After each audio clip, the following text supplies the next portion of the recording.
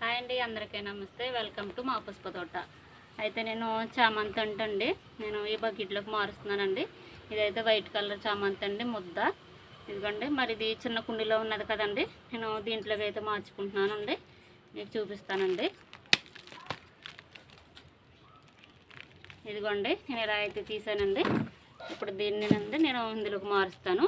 మరి చిన్నగా ఉన్నది కదండి, కొద్ది వేర్లు ఇలా బయటకు వచ్చేలాగా కొద్ది మనం ఇలాగా తీసుకుని,